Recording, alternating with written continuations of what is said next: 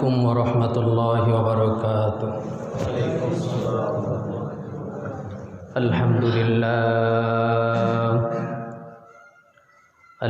لله نحمده ونستعينه ونستغفره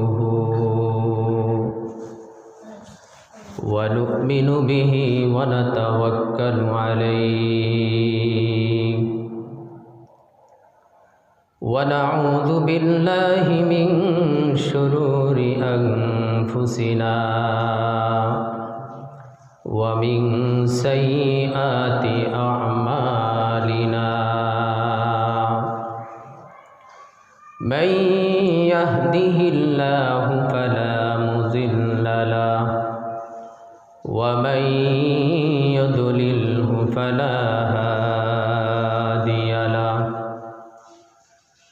ونشهد أن لا إله إلا الله وحده لا شريك له ونشهد أن محمدا عبده ورسوله أما بعد فأعوذ بالله من الشيطان الرجيم بسم الله الرحمن الرحيم يا أيها الذين آمنوا كتب عليكم الصيام كما كتب على الذين من قبلكم لعلكم تتقون وقال رسول الله صلى الله عليه وسلم أحصوا هلال شعبان لرمضان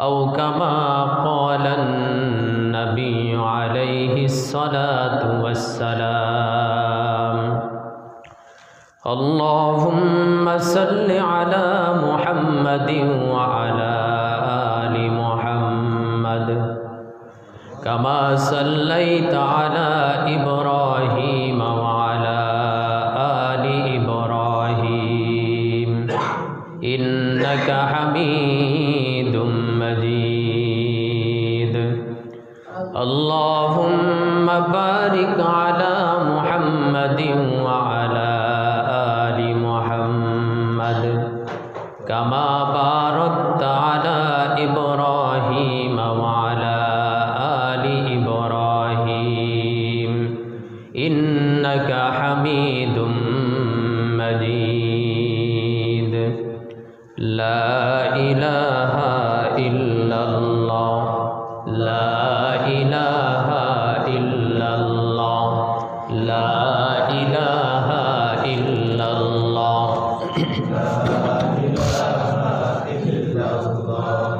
لا إله إلا الله لا إله إلا الله لا إله إلا الله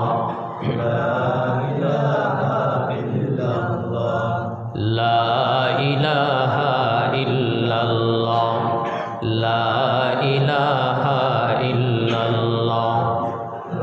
إله إلا الله لا إله إلا الله لا إله إلا الله لا إله إلا الله لا إله إلا الله محمد رسول الله আলহামদুলিল্লাহ। সম্মানিত মুসল্লিয়ানে কিরাম, আল্লাহ পাক রব্বুল আলমিনের দরবারে লাখো কোটি শুকরিয়া, যিনি আমাদেরকে পবিত্র শাবান মাসের মধ্যে পবিত্র জুমার দিনে জুমার নামাজ আদায় করার উদ্দেশ্যে মসজিদে আসার তৌফিক দান করেছেন। এই জন্য কালিমাতু শুকর আদায় করি আলহামদুলিল্লাহ। আমি আপনাদের সামনে পবিত্র মহাগ্রন্থ আল কোরআনুল কারীমের সূরাতুল বাকারা থেকে একটি আয়াত তিলাওয়াত করেছি।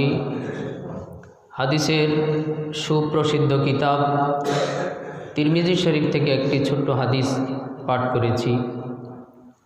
আল্লাহ তাআলা যদি তৌফিক দান করেন উক্ত আয়াত এবং হাদিসকে সামনে রেখে কিছু আলোকপাত করার চেষ্টা করব। ওমা তৌফিকি ইল্লা বিল্লাহ। আরবিতে আমাদের মাঝে যে মাসটি চলতেছে এই মাসটি হলো শাবান মাস। মাসটির নাম কি? আজকে কত তারিখ কেউ কি বলতে পারেন? আজকে 17 তারিখ। মাশাআল্লাহ, আজকে শাবান মাসের 17 তারিখ। গত সপ্তাহে আমি বলেছিলাম যে শাবানের প্রতিদিন তারিখ গণনা করা এটা সুন্নত। আবার ইনশাল্লাহ আগামী জুমায় জিজ্ঞাসা করব, দেখব কয়জন মানুষ বলতে পারেন। যদি বলতে পারেন বোঝা যাবে যে সুন্নতের ওপর আমল হয়েছে। তো আজকে 17, আজকে শাবানের 17, রমজানের আগে আরেকটা জুমা পাব, তারপরের জুমা রমজানের দ্বিতীয় দিন ইনশাআল্লাহ। তো বুঝতেই পারতেছি রমজান আমাদের বাড়ির আশেপাশেই চলে এসেছে, বেশি দূরে নেই, খুবই নিকটবর্তী চলে এসেছে। তো রমজান হলো ঈমানদারদের নেক আমল অর্জন করার একটা সিজন, একটা মৌসুম, রহমতের মাগফিরাতের বসন্তকাল। দেখবেন প্রতিটি ব্যবসায়িকের ব্যবসা করার একটা সিজন থাকে। এই সিজনে যদি ব্যবসায়িক ব্যবসা করে তাহলে বাকি 11 মাস তেমন ব্যবসা না করলেও চলে। অন্য সময় ব্যবসায়িকরা এদিক সেদিক গেলেও, ঘোরাফেরা করলেও, ঠিকমতো ব্যবসা বাণিজ্য না করলেও যখন সিজন চলে আসে তখন অসুস্থ হলেও সে ব্যবসায়িক প্রতিষ্ঠানে উপস্থিত থাকে। কেন? এখন সিজন, এই সিজনকে আমার কাজে লাগাতে হবে। বিষয়টা এমন না? আমরা দুনিয়ার ব্যবসাও চিনি, দুনিয়ার সিজনও চিনি। পরকালীন জীবনের ব্যবসা করার সিজন হলো রমজান মাস। বলি আলহামদুলিল্লাহ। এই ব্যবসায়িক সিজন আমাদের সামনে। একে 70, নিম্নে 70। আপনি 1 টাকা ব্যবসায়িক খেতে ব্যয় করবেন, আপনার মুনাফা হবে 70 টাকা কিংবা 700 টাকা। সুবহানাল্লাহ। তো একে যদি 700 হয়, এমন কে আছে যে ব্যবসা করবে না বলেন? আছে কোনো ব্যবসায়ী যে 1 মাসে 1 টাকায় 700 টাকা লাভ হবে? কোনো ব্যবসায়ী বসে থাকবে ঘরে, ঘোরাফেরা করবে, সিলেট যাবে, কক্সবাজার যাবে? কেন? এটা মহা সম্পদ অর্জন হবে আমার। তো এই রমজান হলো ঈমানদারদের নেক অর্জন করার সিজন। এই সিজনকে আমার কাজে লাগাতেই হবে।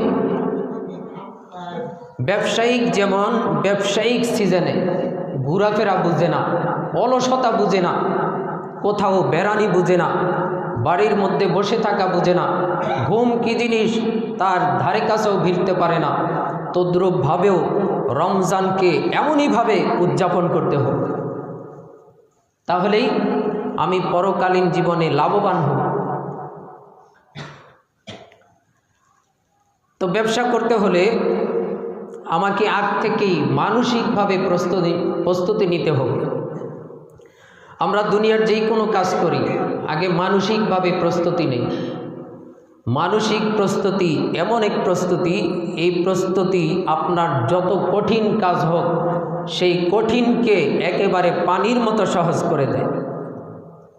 হঠাৎ আপনাকে কেউ বলল, এই চলো আমরা দূরে কোথাও যাব। আপনি কি বললেন? যে আমি প্রস্তুত নই। এই প্রস্তুতরা টাকা পয়সার প্রস্তুত না, কাপড় চোপড়ের প্রস্তুত না। এই প্রস্তুতরা একমাত্র মনের প্রস্তুত, যে আমি মানসিকভাবে প্রস্তুত নই। আর যদি এমনভাবে কোথাও যাওয়ার ডেট করা হয় যে অমুক দিন আমি অমুক জায়গায় যাব, ওই তারিখ আসার আগ থেকেই আমি কি করব, প্রস্তুতি নিতে থাকব, এটা করব সেটা করব, এইটা নিয়ে যাব সেটা নিয়ে যাব। এটাকেই বলা হয় প্রস্তুতি। আপনি যখন মানসিকভাবে প্রস্তুতি নেবেন, আপনার এই ব্যবসায়িক সিজনটা কাজে লাগাইতে সহজ হবে, নয়তো আপনি সিজনকে কাজে লাগাইতে পারবেন না।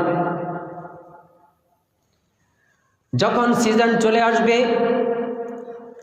গ্যাস্ট্রিক আপনাকে এসে ওয়াজ করবে, তোর পেটে তো গ্যাস্ট্রিক, রোজা রাখার দরকার নাই, সিজন কাজে লাগানোর কোনো দরকার নাই, তারাবি পড়ার কোনো দরকার নাই, তাসবিহ তাহলিল কোরআন তেলাওয়াত করার কোনো দরকার নাই, কারণ পেটের মধ্যে গ্যাস্ট্রিক।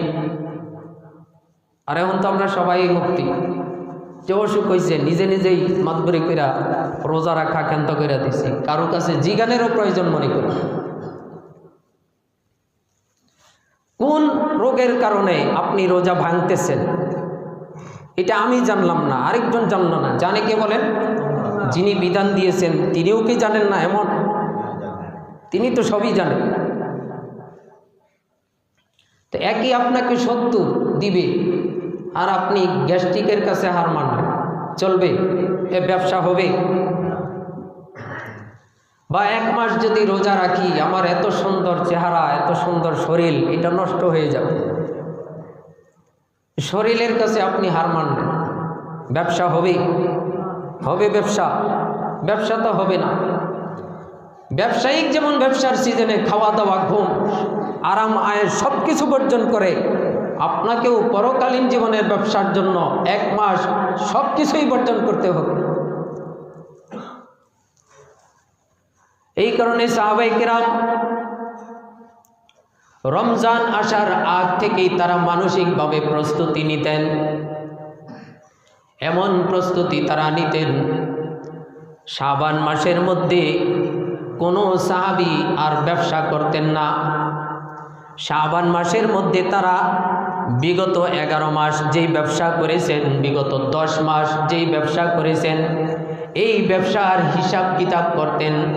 আমার ব্যবসায় লাভ কত হলো, লস কত হলো, এই বছর আমাকে কত টাকা জাকাত দিতে হবে, কত টাকা ফিতরা দিতে হবে। শাবান মাসের মধ্যে সাহাবায়ে কেরাম ইত্যাদি হিসাব করে রাখতেন। আর রমজানের মধ্যে বেশি মুনাফা অর্জনের জন্য রমজানের মধ্যে জাকাত দিতেন, ফিতরা দিতেন। সুবহানাল্লাহ। তো সাহাবায়ে কেরাম আগ থেকেই প্রস্তুতি নিতেন। এই কারণে আমরাও রমজানের মধ্যেই জাকাত দিই। তো রমজানে জাকাত কেন দেই? লাভ বেশি, 170 কিংবা 60 এই কারণে নবী মকবুল সাল্লাল্লাহু আলাইহি ওয়াসাল্লাম বলেন, তুমি মানসিকভাবে প্রস্তুতি নাও রমজানের 2 মাস আগ থেকে। কয় মাস আগ থেকে? এই কারণে রাসূল আমাদেরকে একটা দোয়া শিখায় দিয়েছেন, আল্লাহুম্মা বারিক লানা ফি রাজাবিন ওয়া শাবান ওয়া বাল্লিগনা রমাদান। তো সবাই পড়েন, আল্লাহুম্মা বারিক লানা ফি রাজাব ওয়া শাবান ওয়া বাল্লিগনা রমাদান। আল্লাহুম্মা বারিক লানা ফি রাজাব ওয়া শাবান ওয়া বাল্লিগনা রমাদান। নবীজি সাল্লাল্লাহু আলাইহি ওয়াসাল্লাম বলেন, তুমি শারীরিক এবং মানসিকভাবে রমজানের জন্য প্রস্তুতি নাও 2 মাস আগ থেকে। রজব এবং শাবান এই 2 মাস তুমি এই দোয়া পাঠ করতে থাকো, আল্লাহ তাআলার কাছে সাহায্য চাইতে থাকো, আল্লাহ তাআলার কাছে বরকত চাইতে থাকো, আল্লাহ পাক রব্বুল আলামিনের কাছে নেক হায়াত চাইতে থাকো। আল্লাহ তাআলা তোমাকে শারীরিক এবং মানসিকভাবে যত প্রস্তুতির দরকার সব কিছুর ব্যবস্থা করে দিবে। দোয়াটা আমি 2 ভাবে পড়েছি, আল্লাহুম্মা বারিক লানা ফি রাজাবিন, প্রথম বলেছি ফি রাজাবিন, পরের বার বলেছি ফি রাজাবা, এই দোনোভাবেই পড়া যায়। তো এই হাদিসের এই দোয়ার অর্থ হলো, হে আল্লাহ, আপনি রজব এবং শাবান মাসে আমাদেরকে বারাকাত দান করেন আর আমাদের হায়াতকে রমজান পর্যন্ত বাড়ায়া দেন, রমজান পর্যন্ত আমাদেরকে পৌঁছায়া দেন। কয় মাস আগ থেকে? 2 মাস আগ থেকে। এই কারণে হাদিসের কিতাবের মধ্যে এসেছে নবী করিম সাল্লাল্লাহু আলাইহি ওয়াসাল্লাম পুরা রজব মাস এই দোয়া করতেন, আর পুরা শাবান মাস এই দোয়া করার পাশাপাশি পুরা শাবান মাসেই তিনি রোজাও রাখতেন। শারীরিক এবং মানসিক উভয় প্রকার প্রস্তুতি তিনি নিতেন। শাবানের সর্বশেষ 2 দিন ব্যতীত তিনি পুরা মাসেই রোজা রাখতেন আর বলতেন, আমি রমজানের জন্য প্রস্তুতি নিচ্ছি, আমার শরীরকে প্রস্তুত করছি, আমার মনকেও প্রস্তুত করছি। তো আপনি শাবানে যদি 5, 6টা 10, 12টা রোজা রাখেন, দেখবেন রমজানের মধ্যে আপনার রোজা রাখতে কোনো কষ্টই হবে না। নয়তো রমজান থেকে রোজা শুরু করলে প্রথম 8-10 দিন খুব কষ্ট হবে। এখানে আগ থেকে প্রস্তুতি নেওয়া শারীরিক এবং মানসিকভাবে। আমি যে দোয়াটা পড়লাম, এই দোয়া পড়লে কি লাভ? আল্লাহ তো বরকত দিব, হায়াতও দিব। এর অন্যতম একটা লাভ হলো, এই দোয়া পড়লে 1 বছরের হায়াত বাড়ে। জোরে বলেন সুবহানাল্লাহ। কত দিনের হায়াত বাড়ে? মরতে চায় কে? সবাই তো বাঁচতে চায়। অসুস্থ হলে বোঝা যায়, মানে মানুষের মৃত্যুকে কত ভয় যে মানুষ পায়, আর হায়াতকে মানুষ কত ভালোবাসে এটা অসুস্থ হলে বোঝা যায়। মানে যেই কোনো জিনিসের বিনিময়ে সুস্থ আমাকে হতেই হবে। মানুষ পাগল হয়ে যায়, বেকার হয়ে যায়, ডাক্তার পাল্টাইতে থাকে সকাল সন্ধ্যা দুপুর। কেন? আমাকে সুস্থ হতেই হবে। আর এই দোয়ার মাধ্যমে মুহাদ্দিসিনে কেরাম লেখেন, আল্লাহ তাআলা আপনাকে এই দোয়ার মাধ্যমে 1 বছর নেক হায়াতের ব্যবস্থা করবেন। কিভাবে? এই দোয়ার মধ্যে বলা হয়, আল্লাহুম্মা বারিক লানা ফি রজবা ওয়া শাবান ওয়া বাল্লিগনা রমাদান। কয়টা মাসের নাম? 3টা মাসের নাম, রজব, শাবান, রমজান।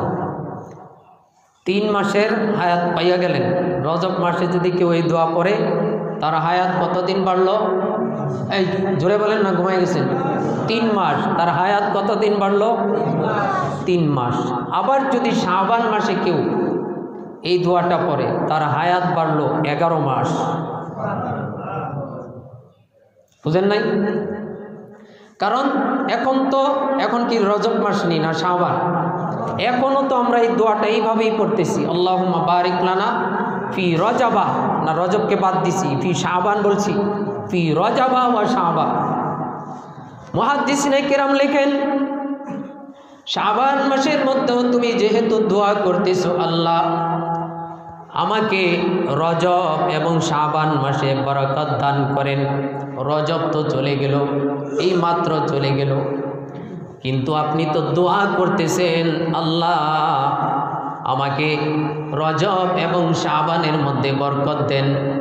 আল্লাহ পাক রব্বুল আলামিন বলেন, মুহাদ্দিসিনে কিরাম হাদিসের ব্যাখ্যার মধ্যে লেখেন, আল্লাহ পাক রব্বুল আলামিন এই রজবটাকে আগামী রজব হিসেবে কবুল করে নেন। সুবহানাল্লাহ। হায়াত কতদিন বাড়লো? পুরা 1 বছর। তো এই দোয়া যদি কেউ পড়ে শাবান মাসে, এই কারণে বেশি বেশি পড়বেন, আপনার আমার হায়াতের জিন্দিগিতে 1 বছর হায়াত বেড়ে যাবে। বলেন সুবহানাল্লাহ। এই কারণে মুহাদ্দিসিনে কেরাম এই দোয়া বেশি বেশি পড়ার জন্য তাকিদ করেছেন, এই দোয়া যেন বেশি বেশি পড়ি। কারণ আমরা সকলেই হায়াতকে ভালোবাসি, হায়াত চাই। মৃত্যুও যখন আমাদের সামনে এসে যায়, আমরা আমাদের রবকে বলতে থাকি, ফাআসসাদদাকা ওয়া আকুম মিনাস সালিহিন। হে আমাদের রব, আমাকে আরেকটু হায়াত দাও, কিঞ্চিত পরিমাণ হায়াত দাও, যেন আমি আমার সব কিছু তোমার পথে দান করে নেককার হয়ে যেতে পারি। মৃত্যু আসলে বলি যে আমাকে কিঞ্চিত পরিমাণ হায়াত দাও, আর একটু হায়াত দাও, আমার যা আছে সব আমি তোমারে দিয়ে দেব। এতদিন কোথায় ছিলাম? তো ওই সময়ও দেখেন আমাদের হায়াতের প্রতি কত মহাব্বত, কত ভালোবাসা। দুনিয়াতে যদি এমন কোনো ঔষধ থাকতো যেই ওষুধ খাইলে হায়াত বাড়বো একদিন, এই ঔষধ কোটি টাকা হইলেও মানুষ কিনত, লাগলে কয়েক কোটি মানুষ মেরে ফেলবে, তারপরও এই বড়ি, এই ট্যাবলেট আমাকে ক্রয় করতেই হবে, এটা আমাকে কিনতেই হবে। আর যদি এমন কোনো ট্যাবলেট বের হয় যে এটা একটা খাইলে 1 বছর হায়াত বাড়বে, ডাক্তারে বলবো এই ওষুধ আমি বানাই আর বিক্রি করব না, দুনিয়ার সব মেরা যাইব গা, কিয়ামত পর্যন্ত দুনিয়ার পুরা দুনিয়ার মালিক আমি হয়ে যাব। কারণ সম্পদের প্রতি এবং হায়াতের প্রতি মানুষের সীমাহীন মহাব্বত। তো এই হাদিসের মধ্যে 1 বছরের হায়াত বাড়ে এই দোয়া পাঠ করলে, এই দোয়া আমরা ইনশাল্লাহ পাঠ করব, তো ইনশাল্লাহ বেশি বেশি এই দোয়া পাঠ করব। তো এই দোয়া শারীরিকভাবেও প্রস্তুতি নেওয়া হয়, মানসিকভাবেও এই দোয়ার দ্বারা প্রস্তুতি নেওয়া হয়। মানসিক প্রস্তুতিটা হলো ইসমে আজমের মতো প্রস্তুতি। ইসমে আজম কি?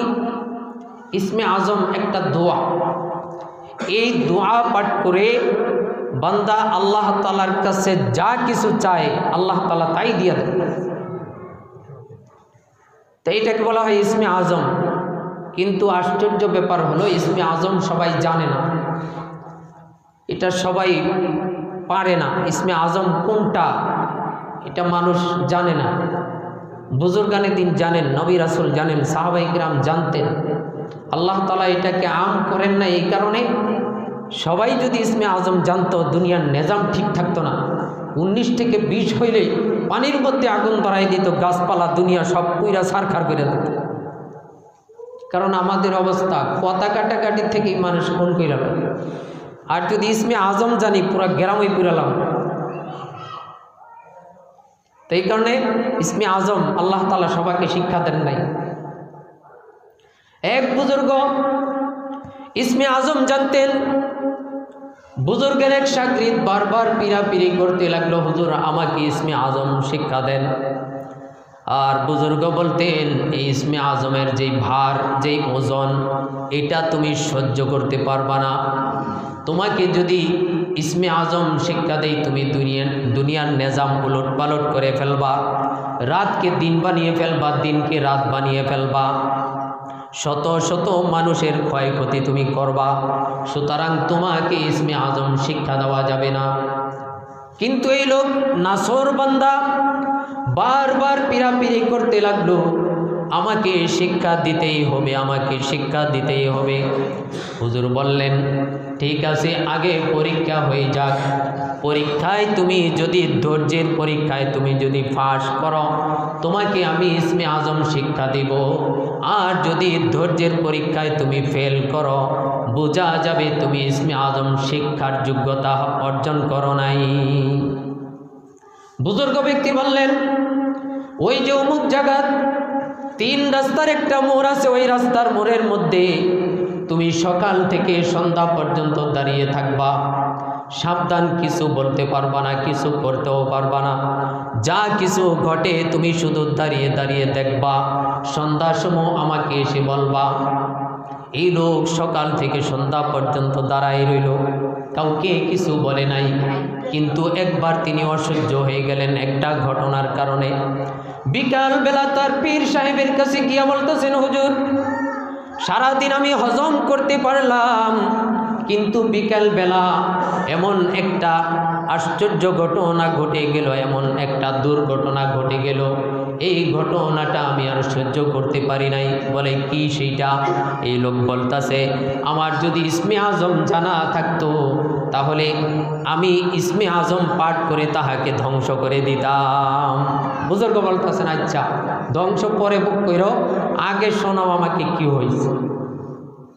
বলে হুজুর সকাল থেকে নিয়ে সন্ধ্যা পর্যন্ত এক বৃদ্ধ লোক জংলা থেকে লাকড়ি সংগ্রহ করলো। সন্ধ্যার সময় আসরের পর ক্ষণে সে লাকড়ি গরুর গাড়ি বোঝাই করে লাকড়ি নিয়ে বাসার উদ্দেশ্যে রওনা দিল। কিন্তু এক যুবক কোথা থেকে জানি চলে আসলো। যুবক এসে তার লাকড়ির মধ্যে আগুন জ্বালায় দিল, তার লাকড়িগুলি পুড়ে ফেলল, সারাদিনের কষ্টটা মাটি হয়ে গেল। অতঃপর এই বৃদ্ধ ব্যক্তিকে ইচ্ছা মতো প্রহার করলো, মারধর করলো। এটা আমি আর সহ্য করতে পারি নাই। অতঃপর বৃদ্ধ লোককে মারধর করে তার গরুর গাড়িটা এই ব্যক্তি ছিনাই নিয়ে গেল। আর তখন আমার অবস্থা এমন হয়েছে, আমি যদি ইসমে আজম জানতাম, আর তখন আমি আপনার প্রতি খুব রাগান্বিত হয়েছি, আপনি ইসমে আজম কেন আমাকে শিখান নাই? যদি আমি ইসমে আজম জানতাম, ইসমে আজম পরে এই যুবককে আমি সঙ্গে সঙ্গেই মেরে ফেলতাম। এবার বুজুর্গ ব্যক্তি বলতেছেন, শোনো, যেই ব্যক্তিকে তুমি মার খেতে দেখেছ, অর্থাৎ যেই বিদ্যাকে মারছে যুবক ব্যক্তি, যেই বিদ্যার লাকড়ি পুড়িয়ে ফেলেছে যুবক ব্যক্তি, যেই বিদ্যার গরুর গাড়ি ছিনতাই করে নিয়েছে যুবক ব্যক্তি, ওই বৃদ্ধ লোকটাই হলো আমার পীর। এই ব্যক্তির কাছ থেকেই আমি ইসমে আজম শিখেছি। তো বুড়া লোক ইসমে আজম জানে কিনা বলেন তো তিনি কেন তাহাকে মারলেন না? আমরা যদি ইসমে আজম জানতাম, কারোর সাথে কথা কাটাকাটি হইলে 14 গোষ্ঠী মেরে ফেলতাম। এই কারণে আল্লাহ তাআলা ইসমে আজম সবাইকে শিখান নাই, এটাকে আম করেন নাই, এটাকে গোপন রেখেছেন। তো মনের হিম্মতরা হলো ইসমে আজমের মতো। মনের হিম্মতরা কি? ইসমে আজমের মতো। আল হিম্মাতু হিয়াল ইসমুল আজম, অর্থাৎ মনের হিম্মত হলো ইসমে আজমের মতো। মানুষ হিম্মত করে যা কিছু চায় তাই করতে পারে, হিম্মত ঠিক করে যা ইচ্ছা তাই করতে পারে। একদিন হযরত হাসান বসরি রহমতুল্লাহি আলাইহি একটা জাহাজ দিয়ে কোথাও যাচ্ছিলেন পানি পথের মধ্যে। এই জাহাজের মধ্যে 200 লোক ছিল। কতজন লোক বলেন? 200 লোক ছিল এই জাহাজের মধ্যে। হঠাৎ করে ঝড় তুফানের কবলের মধ্যে পড়লেন তারা। ঝড় তুফানের কবলে জাহাজটা ভেঙ্গে চূর্ণ বিচূর্ণ হয়ে গেল। কিন্তু হাসান বসরির একটা মুজেজা ছিল, আপনারা সকলেই জানেন। হাসান বসরি পানির উপরে যায় নামাজ বিছায়া নামাজ আদায় করতে পারেন। বলেন সুবহানাল্লাহ।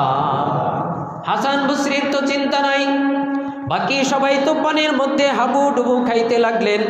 কিন্তু হাসান বসরি পানির উপরে নামাজের মধ্যে দাঁড়ায় গেলেন, তিনি পানির উপরে ভাসমান। লোকেরা আশ্চর্য হয়ে গেল, ব্যাপারটা কি? হাসান বসরি রহমতুল্লাহি আলাইহি তাহারা ফরিয়াদ করল, হে হাসান বসরি, আমরাও আপনার মতো হতে চাই। আপনার ভার, আপনার ওজন পানি কিভাবে সহ্য করতে পারে আমাদেরকে বলেন। আমাদের ভার, আমাদের ওজন পানি কেন সহ্য করে না? আমরা কেন পানির ভিতরে চলে যাই, আর আপনি কেন পানির ভিতরে চলে যান না, পানির উপরে ভাসমান থাকেন? আমাদেরকে বলেন। বলেন সুবহানাল্লাহ। হাসান বসরি বলেন, এটা পারবা না, এটা সম্পূর্ণটাই মনের ব্যাপার।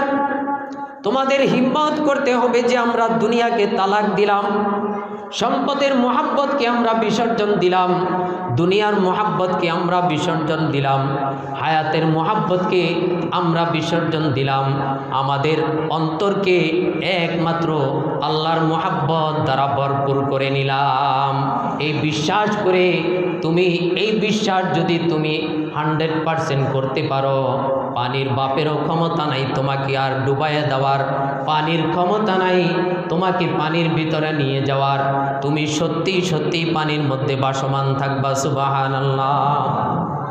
অতঃপর লোকেরা সত্যি সত্যি পুরো 200 ব্যক্তি হাসান বসরি রহমতুল্লাহি আলাইহির কথার উপরে ইয়াকিন করে দুনিয়াকে তালাক দিল, দুনিয়ার সম্পদের মায়া মোহাব্বত বিসর্জন দিল।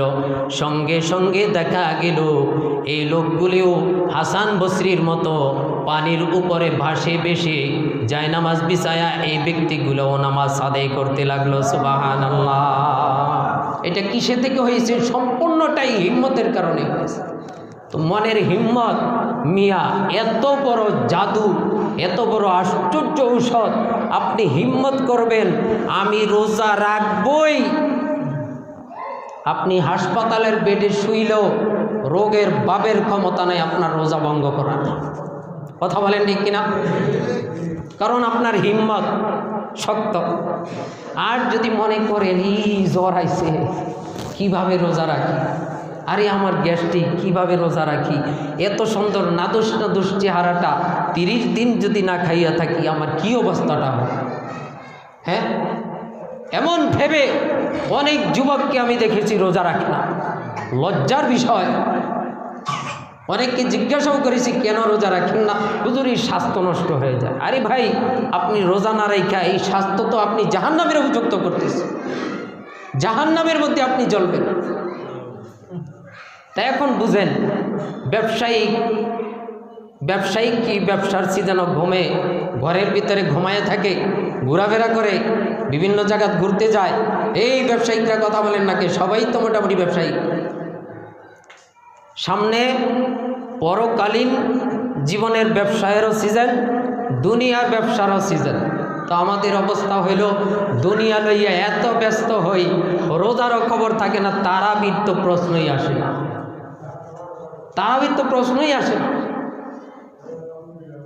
তো এই কারণে মনকে এখন থেকেই, আজকে মাত্র 17 তারিখ শাবান মাসে, এখনই আপনাদেরকে সংকেত দিতেছি যে এখন থেকেই মানসিকভাবে আপনি প্রস্তুতি গ্রহণ করেন। আল্লাহ তাআলা সহজ করে দিবে। রোগ ব্যাধি থাকলেও আল্লাহ তাআলার কাছে ওই যে দোয়াটা বললাম, এই দোয়াটা পাঠ করতে থাকেন। আল্লাহ তাআলা আপনাকে সেই হিম্মত, সেই সাহস, সেই শক্তি, সেই সামর্থ্য সব কিছু দান করে দেবে। শুধুমাত্র মনের হিম্মতের ব্যাপার, মানসিকভাবে প্রস্তুতির ব্যাপার। এখানে মানসিকভাবে প্রস্তুতি নিব তো ইনশাআল্লাহ। আপনি যদি মনকে শক্ত করে মনকে বুঝান, এমন জীবনের মধ্যে হায়াত আর কতদিন বাকি আছে আমি তো জানি না। এই যে রমজান পাইলাম, আগামী রমজান নাও পাইতে পারি। বলতে পারেন হুজুর একটু আগেই তো আপনি দোয়া শিখাই দিলেন, এই দোয়া পাঠ করে আমরা তো আরও 1 বছরের হায়াত পাই, কি বলেন? 1 বছরের হায়াত তো পাই, সুতরাং মরার কোনো ভয় নাই।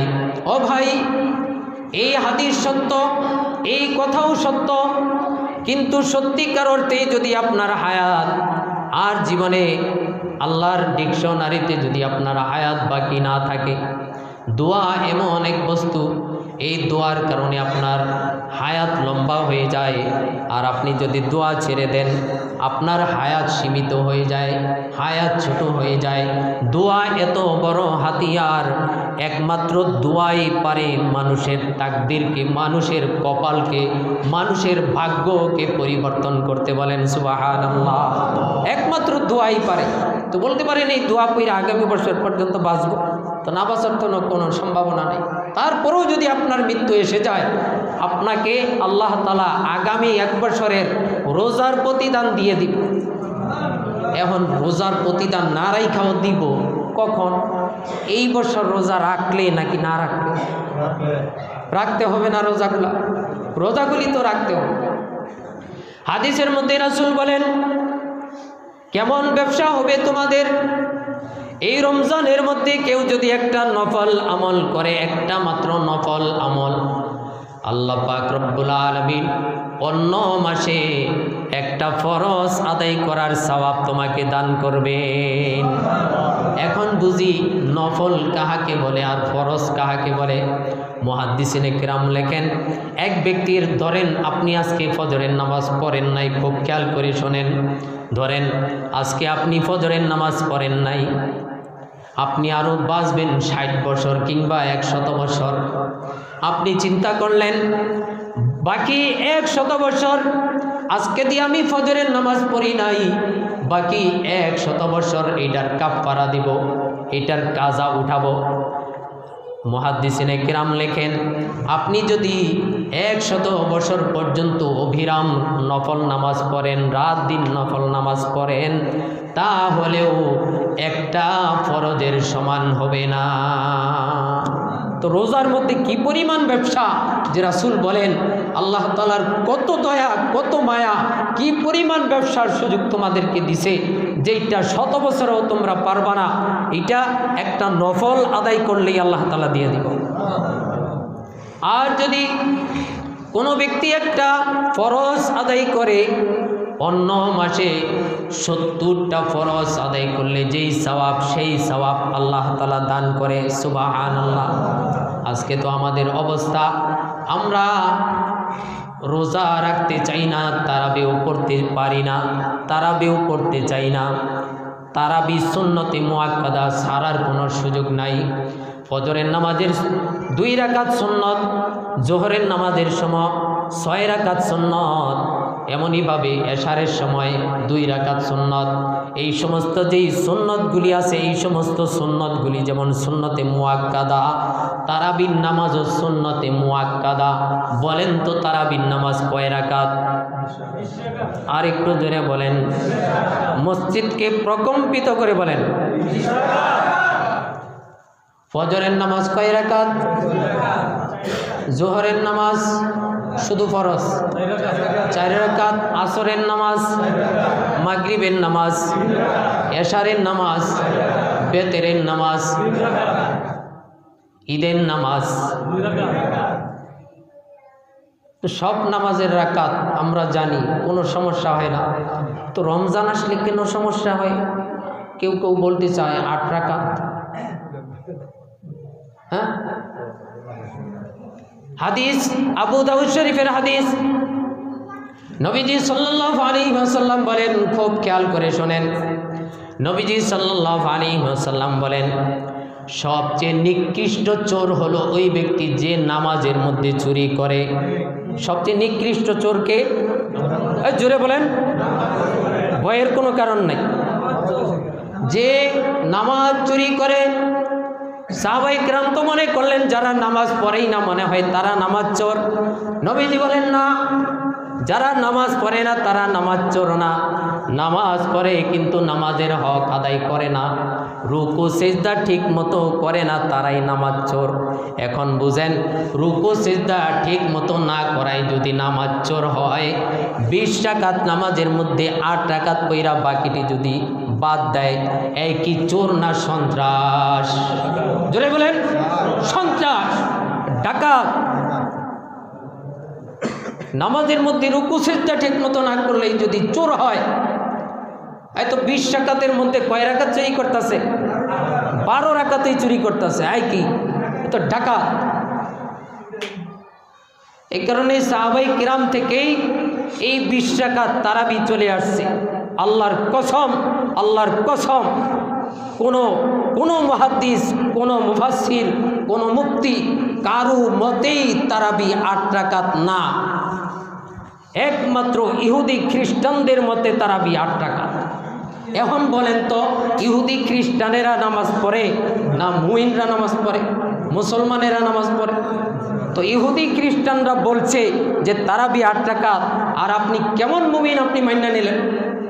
তো আমার তো মনে হয় ইহুদি খ্রিস্টানেরা যদি বলে ফজরের নামাজ 1 রাকাত, আপনি তাও মাইনা নেবেন, মাগরিবের নামাজ 4 রাকাত, আপনি তাও মাইনা নেবেন, জোহরের নামাজ 2 রাকাত, আপনি তাও মাইনা নেবেন। আমি তো বলবো, এইটা যদি না মানেন, এইটা আপনি কেন মানেন? মানার সুযোগ আছে।